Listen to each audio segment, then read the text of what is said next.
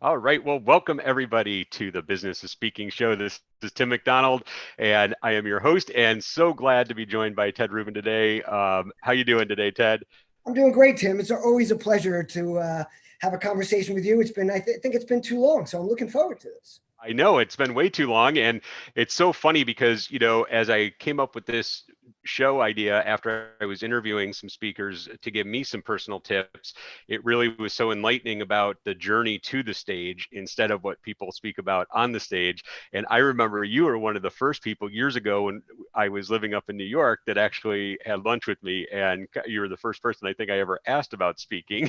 And so I'm really looking forward to this. So for everybody watching, like I had mentioned, this is not like, any kind of format. It's just really learning and exploring, how speakers have got started, where it's led them, and what they've learned along the way. So that regardless if you're interested in becoming a speaker, just starting out being a speaker, or are a seasoned speaker, we can all learn from each other. And that's what kind of brings us here. So with that being said, Ted, I would like to just ask you to tell us your story. How did you get started speaking? You know, First of all, I think we all do some form of speaking in one way or another. We just don't recognize it. I say that really most of us, not all of us. Some people are wallflowers. They don't tend to jump in. But a lot of us jump into conversations at parties, in business meetings.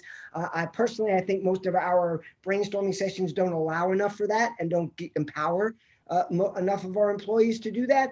But for me, it was kind of a route that was not very direct at all. My speaking started as being in the marketing field, working for companies, moving my way up to the level of VP of marketing or CMO, where it was required for me to kind of voice my vision to my staff or the people I was working with or the people in the outside world. So my first real speaking opportunities where you're getting up on someone else's stage, which is really what I think we're referring to more than, I spoke when I owned companies, I spoke to my staff. So I had some experience in that, but that was really started for me a lot when I was at Elf Cosmetics. So I was doing a lot of groundbreaking things with social and with building a small brand into more of a globally recognized brand at Elf.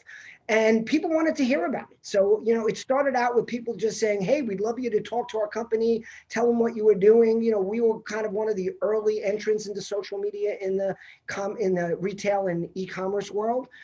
So some of those first opportunities happened with partners of ours, Disney company, who was a big partner of ours, some media companies that we were doing business with that asked me to come in and speak. And it was a great way to start because you're not being paid by somebody, you're being asked as a favor to come and speak for them. So the onus is a little bit more on them than it is on you. So that was a nice opportunity for me. And I got a lot of my early learning accomplished when I was at Elf. So, and then it just kind of evolved. I never and still have not set up a speaking practice. I don't have representation. I don't even go out and seek speaking gigs. They tend to come to me. So, but in the early stages, what I learned most importantly was two really important things. Nobody knows when you screw up for the most part. They don't. I mean, unless it's a real blatant mistake where you either read something wrong or you have one of those lack of clarity moments where you forget what you wanted to say. And even that you can tend to pull off. Nobody really knows. So keep going and just realize, don't worry about mistakes you make and just keep pushing forth what it is your message is. And the second thing is that people also don't know when you forgot to say something.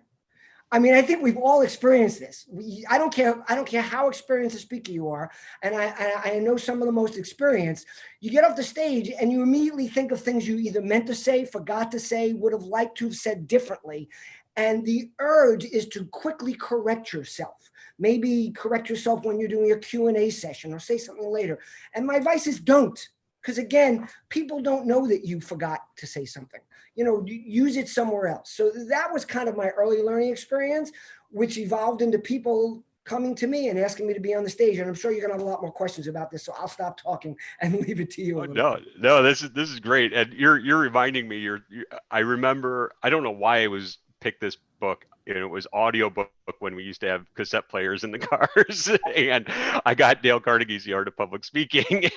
And your 2 points that you just mentioned were what I still remember from listening to that audiobook I have advice. to tell you, my first big presentation was at Hearst, and they had this beautiful stadium theater.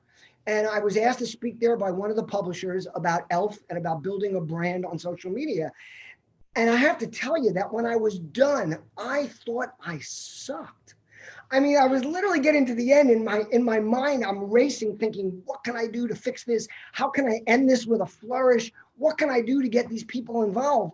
And I finished, and not only did the crowd applaud and stand up, or at least a few of them did, but my host from Hearst came on stage, told me how amazing it was, and how she was wondering if I could come back and do this for management a month later. And literally, I had to hide the stunned look I thought I was displaying, because I really thought it was horrible. So again, it's you perceive yourself very differently than an audience perceives you. And I think one of the most important things I learned was, and I think this is the same for marketers, view yourself from your customer's perspective and try to get a view from there, which is very hard when you're on stage. But excuse me, I think it's kind of like game film in a football game. Watch yourself, see what you do, see how the crowd's reacting. I watch the crowd a lot when I speak. My speaking is mostly off the cuff. My slides are only guides. My same presentation is different every time I give it. The ones that are similar, because I either gear them to the audience or I kind of play off the audience. And I look for cues. I look for signs of how they're feeling or how they're relating to what I'm saying. So it's kind of important to start learning that stuff. If you can't, sometimes it's hard to do while you're speaking when you first get started and you're very focused on your presentation and what you're doing and making sure you do it right. But as time goes on, you develop those skills, but you can also develop them by having somebody film the audience for you while you're speaking from all directions, so you can get a feeling for what's working and what's not. Because I will totally change a presentation at the beginning, in the middle, at the end, if I see people not reacting to it. And I will try to gear it in a way that suits them better. No, I love that. And I'm kind of curious, because I know you said really this is something that is really difficult to do when you first start, because you're focused on what you're saying and how you're coming, presenting yourself, is reading that audience. So has that been something that you started with, or have you evolved in your expertise in that area of reading the audience and changing? I think for everyone it evolves. Again, before I started doing speaking where I got paid, or even representing my brand, I owned some of my own businesses when I was younger, and I had upwards of a couple of hundred employees, and I would speak to them a couple of times a year, which is a little bit easier because you're the boss. Like, so by the way, every time I'm getting on stage, back from those days to now, I get butterflies. My mouth dries up. I get a little nervous. We all want to do well. I mean, and 99% of these speaking gigs, I'm paid in advance. So it's not even like if I screw up, I won't get paid or something like that. And it's not about the next gig. It's just you want to do a good job. You want the audience to relate to you. So I always got nervous, but I was lucky. I had some experience earlier on in the companies I owned, in jobs I had where I had to speak to people. And then I've got to tell you, and this is something that's worked for me for years in many different things that I've learned. I'm not as outgoing as people think. I'm really more of an introvert than an extrovert. And I think a lot of people that people perceive as extroverts or introverts because we train ourselves to garner information, to engage with people, to do things. And we tend to get lost in it. So I liken it to when I wrestled for many years, and I'm still very close to, a lot of people know I'm very close to my wrestling coach. He's like a second father to me. I was fortunate to grow up in a time when coaches could actually invite you to their homes and you could wrestle in their basements without, an uproar about what might be happening. And him and his wife are still actually like primary parents to me now, because both my folks passed away. And before every wrestling match, I thought I was going to throw up. I mean, I was so tense, and my coach knew this about me. He knew that once I got out there, I'd be fine. So he would just let me know that in different ways. Like, he wouldn't say, you'll be fine. He'd say, just shake his hand. Like he wouldn't say things that would focus me on what was wrong. He would say things to focus me on what would go right. You know, your instincts are going to kick in. Everything's going to take over. Don't worry about it. And I've learned to bring that into my speaking. So I know that I'm going to be fine once I'm up there. So I think a lot of people have to recognize that once you get into it, a lot of the inner voices go away and you just start doing your thing. But back to what you said earlier, practice makes perfect. You always get better, you know, but there's a real big but to that. And I think that has a lot to do with even what's going on in the world today.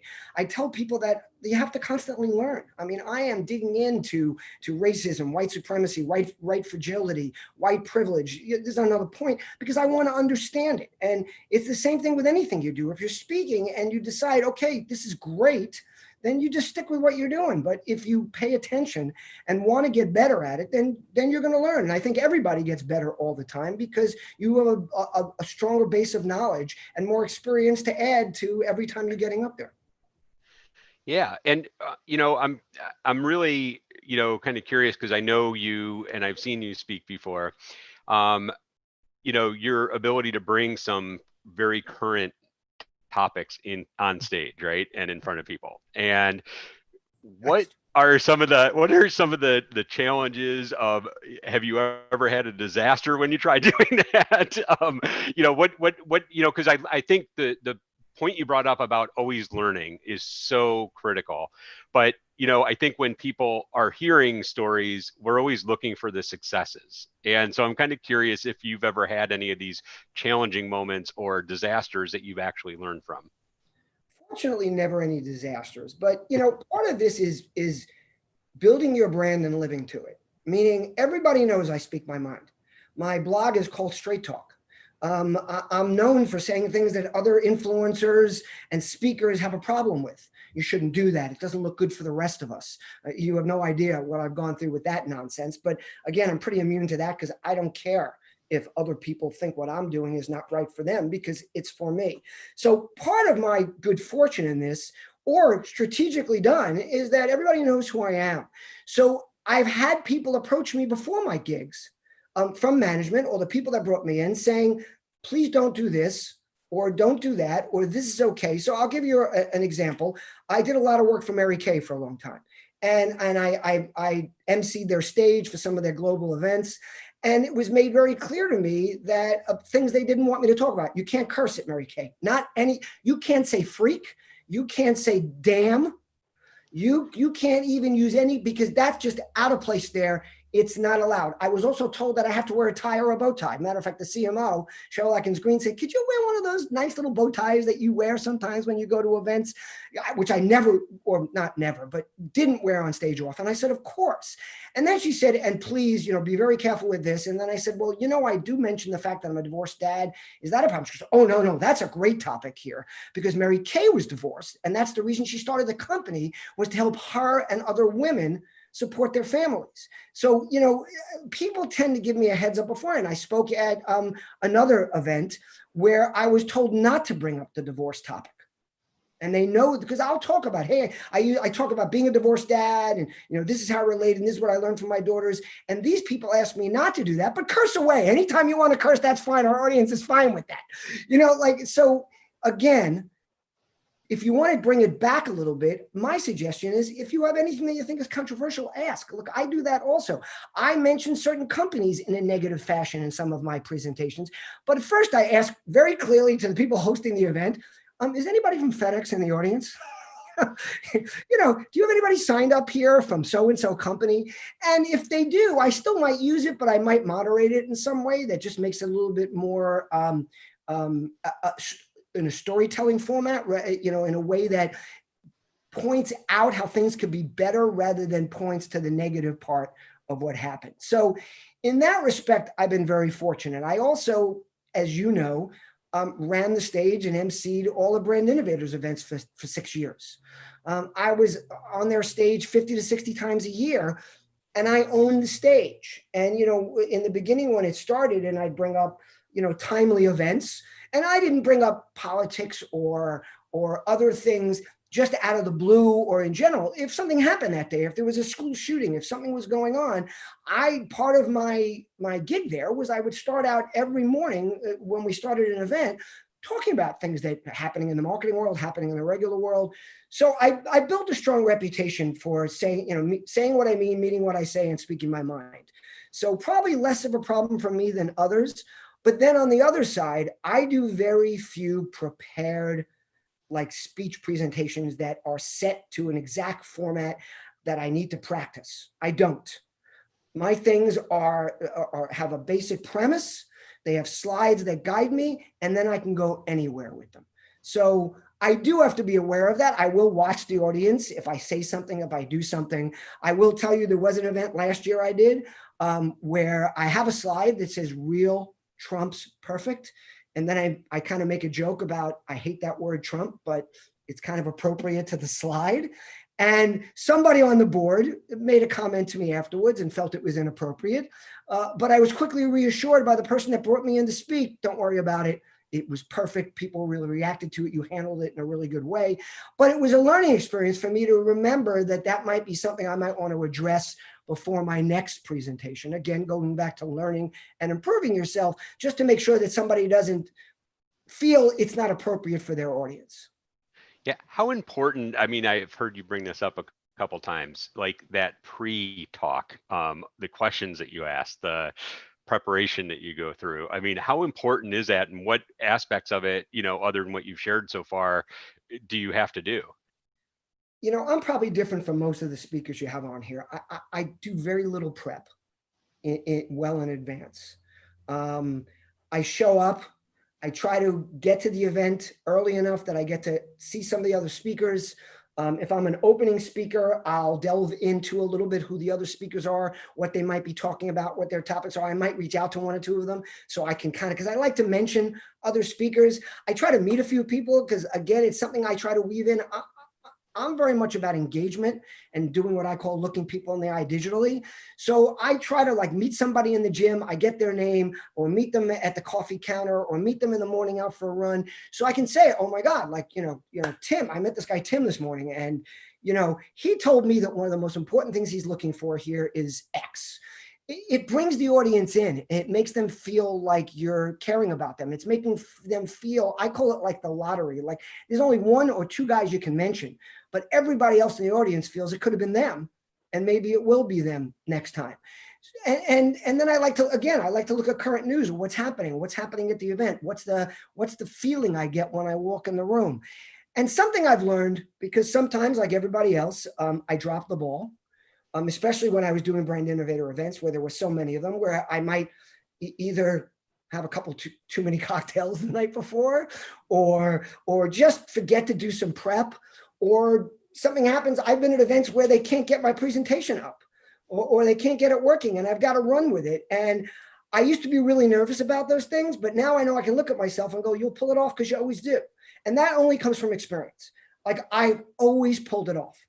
Even when, I've been at an event where the microphone wasn't working, where my presentation wasn't working. It was just nothing, everything that went wrong could have gone wrong. And I still pulled it off because I can basically talk for an hour about anything to anybody.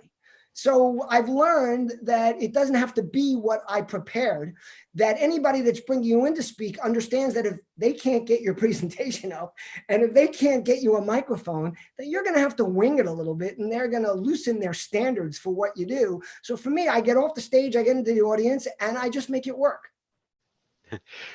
You were mentioning a little earlier in the conversation about how you don't really go out and look for work. People come to you. And I'm kind of curious, is there anything that you've identified that you do or do after your talk that helps generate people coming to you again and again?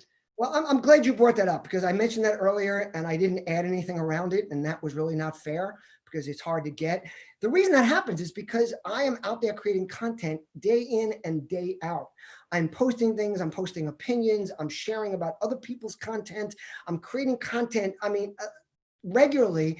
And I got to tell you, when people complain about what do I create content about and I don't know how to do it and it's too much, it's too hard. I have stacks and stacks and stacks of content waiting to be posted that I forget to post, that I never get back to. Because it's really, if you take your content and you repurpose it in a million different ways, you'd be surprised how much content you actually have. And the other problem is a lot of people preach, don't repost the same content, don't always talk about the same topic, don't use the same thing again and again and again. And I say just the opposite. Use it again and again and again. Drive that good content until the wheels fall off. Build your name around that content. So when anybody thinks of it, they think of you. Oh, they think of engagement, they think of Ted. They think of return on relationship, they think of Ted. They think of looking people digitally, they think of Ted. I've written books. And the reason I write these books is to take ownership of an idea or a one-liner, how to look people in the eye digitally, the age of influence, return on relationship. These are all things so that when people think of them, they think of me. And then they say, hey, maybe we should check this guy out. And then I had one other major advantage, which wasn't right in the beginning, but really did help a lot, was the stage at Brand Innovators. You know, I have to say, not everybody can get something like that. I was fortunate. I was asked to speak for them. They don't pay speakers. So I told them, sorry, guys, but I got to get paid. Luckily, the people that introduced me to them, they went back and said, a lot of times brands ask for certain speakers, and they said, we'll pay them. And I did a second presentation for them, to their executives, so they felt a little bit more justified. And then it went so well that the Brand Innovators asked me to come on and be the MC of all their events and take a short-term title, which ended up just lasting for the whole time I was there, of CMO, and paying me. And then I had a stage where every single week I was in front of a different room in a different city of brand marketers, which generated a lot of business for me. So I have to say that was a big part of it, but there's other ways to find ways to do that yourself. Get on people's podcasts, let people know you're willing to speak on things. Look, in the beginning, I didn't get paid. And I always tell people the toughest transition is going from speaking for free to getting paid. At some point, you've got to draw a line. You know, you get on a stage by submitting your presentation to all different types of events that bring on a lot of speakers that don't pay them. You know, Brand Innovators is a great place to speak because they don't pay people, but they bring in brands and vendors and other people to speak. And you get the opportunity for people to see what you're capable of. And then at some point, you have to say, I'm charging. And then look, I don't know how other speakers do it. I've spoken to a bunch of them. I think a lot of them are like me. You gradually keep raising your price until you hit a wall. All of a sudden, you start getting less yeses because you went a little bit too high. Then it's time to back off a little bit. Start getting gigs again. Get to the point where you've got enough that you don't really care about losing a few. Raise your price again. I mean, and then you can get to a point. Look, I'm fortunate. I'm at a point now is if you don't want to pay my fee, I don't need the work. I'm fine. You know, I will tell you, you know, obviously this year has changed a lot of things. This is the first year where my expectation was for the majority of my income to come from speaking, because I'm a partner in a startup called Photify with my business partner, John Andrews. I'm the CMO, he's the CEO. It's a company that was around for a while. We bought into it at a later date. I'm not taking a salary there. I didn't expect to take a salary there. My Brand Innovators was 6 years old. It was time for it to finally end last summer. We parted ways. A number of other companies got acquired that I'd been consulting for years. And I said, you know what? I'm in great shape. Collective Bias got acquired in 2016, and that was a beautiful thing. God bless the team at Collective Bias and everybody around there helped make that happen. And I said, you know what? I'm going to focus a lot of my attention on Photify, and I'll make all my revenue. And I had about 8 to 10 gigs signed up for the year, which would have paid me very well. And I'm sure others, the way I get most of them is they come off of those. Someone in the audience says, hey, we'd love you to do this there. And of course, every last one of them isn't happening. I made the decision for myself that I didn't want to transition to online speaking as a gig. You know, I'm doing a lot of these podcasts, like with friends like you, and a lot of companies that have been reaching out to me. I've done a bunch of webinars that I do get paid for, so that's helped a little bit. But fortunately, I'm in a position where I'm fine. I've been dedicating more time to Photify, which is important because we pushed hard, and fortunately are getting through this challenging time successfully so far. So thumbs up on that. Big kudos to the Photify team, because I got to tell you, they've been working hard, doing an amazing job. I got to give a lot of credit to John Andrews, who has really kept us all together and focused. And we're very fortunate. We have a product that helps companies create content without paying for media. So people are looking for things like that right now. So thank you to Remax and National Association of Realtors and Yoli and a lot of our customers that are Arbonne, Norwex, that have really helped us keep going. So I'm really not sure what's going to happen right now. There's no way I'm getting on a plane for at least the rest of this year. I don't have plans to fly in 2021 right now. It's kind of in a wait and see. I'd be surprised if there's real treatments and a vaccine for this thing until sometime into the end of next year. So we'll see what happens. I'm not sure how I'll transition that, but my guess is I'll just keep doing what I'm doing now. Well, fantastic. And I know I can't believe our half an hour is almost up.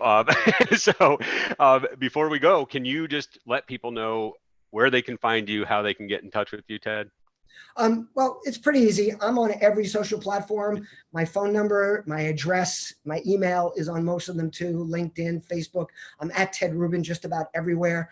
The only place I'm not at Ted Rubin is on YouTube. But if you search it, Ted Rubin, I'll certainly come up. On YouTube, it's Ted Rubin USA. But you name it, Instagram. The only one I'll tell you that I went off Snapchat a couple years ago on Instagram, created Insta stories, and I've recently deleted TikTok from my phone.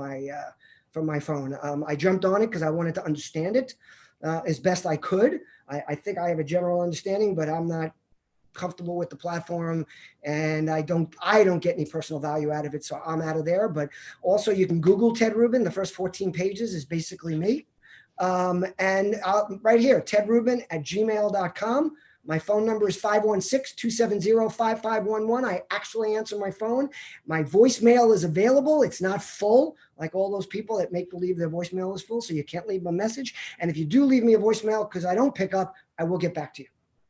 And I can assure you that he does. So Ted, thank you so much for joining, and thank everybody for watching. And for those of you who are watching for the first time, one thing that we do is Ted agrees to stay on with me after we stop the YouTube broadcast. I ask him one additional question, and this content is only available to the email subscribers at speaking.business. So if you head over to speaking.business, join the community, sign up for our email list, which is free, and you will be getting the exclusive answers that Ted is going to give us here soon. So thanks everybody for watching, and thank you, Ted, for joining us today.